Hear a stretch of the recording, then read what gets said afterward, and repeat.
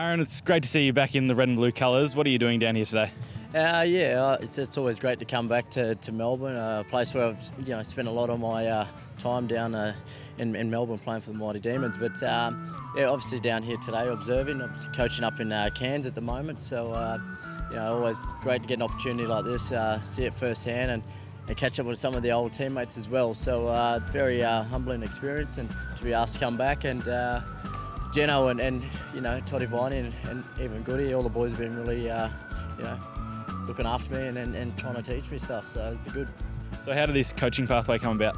I guess it sort of stems back. So at the back end of my career, I always sort of had the ambitions of being a coach, and done my coaching level 2 and all that towards the end of my career. And I guess as a player, you start worrying about your transition out of the game. So I started investing in that, and done a bit of coaching and have invited Geno up last year. I'm working up at AFL Cairns now, and one of my roles is to try and get some coaches to come up to local footy, community footy, and Geno was awesome, and he's been a really massive resource for me throughout the year, and sort of, to think 12 months on from having him to come speak to all our coaches, to be given the opportunity.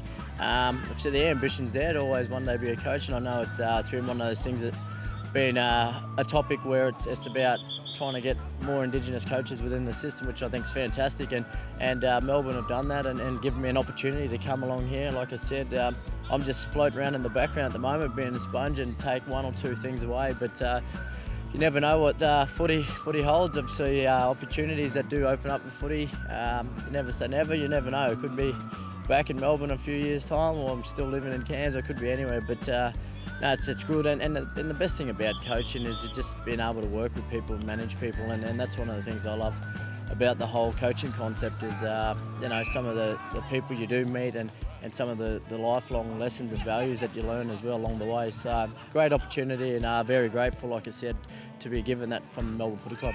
And what's the experience been like out on the track, running some drills alongside Simon Goodwin and the coaching staff? Yeah, it's actually not too bad. I used to play against all these guys, so it's actually good working with them. But no, they're very knowledgeable and very approachable for the boys. It's one of the standout things. You can sort of feel that buzz and the excitement, and they're the whole unity as a football club. And the boys are going really well, and like I said, they've got some really good coaches that are giving them some really valuable information, and these boys have been like sponges, and just watching them, the intensity that they're training at and the skill level is obviously reflective of the great team they are and the way they played footy this year. You got to address the players before they came out onto the track. What did you say to them? Yeah, it was, you always get a bit nervous going up there.